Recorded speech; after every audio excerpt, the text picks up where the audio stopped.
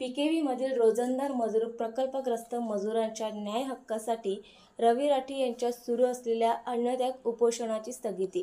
पीकेव्हीमधील रोजंदार मजूर प्रकल्पग्रस्त मजुरांच्या न्याय हक्कासाठी 19 सप्टेंबर 2024 पासून रवी राठी व पीकेव्हीमधील महिलांनी गेल्या 3 दिवसांपासून अन्नत्याग उपोषण सुरू केले होते।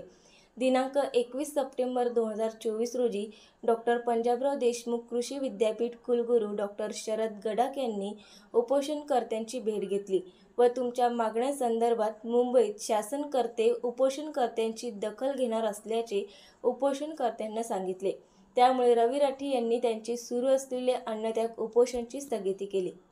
आज आमचे महाविकास आघाडीचे सर्व नेते इथे आले होते।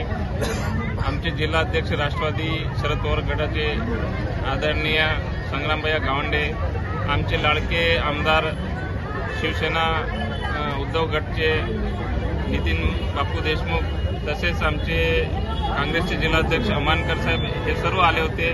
सकाळपासून त्यांनी सर्व लोकांनी आम्हाला पाठिंबा दिला। महाविकास आघाडीचे बाकी इतरही लोक आले होते, पाठिंबा दिला।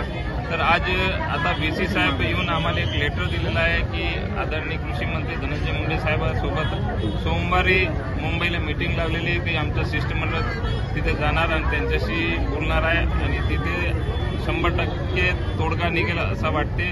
आता आम्ही तात्पुरता उपोषण मागे घेतलेला आहे, पण जर आमचा मागणी पूर्ण नाही झाली तर आम्ही याच्यापेक्षाही जास्ती तीव्र आंदोलन उभा करणार आणि पूर्ण महाविकास आघाडी आमच्या सोबत आहे। मग आतापर्यंत 2-3 हजार लोक होते, नंतर आम्ही 10-20-50 हजार लोक जमा करू पूर्ण जिल्ह्याचे आणि 100% याच्यावर उतरणार।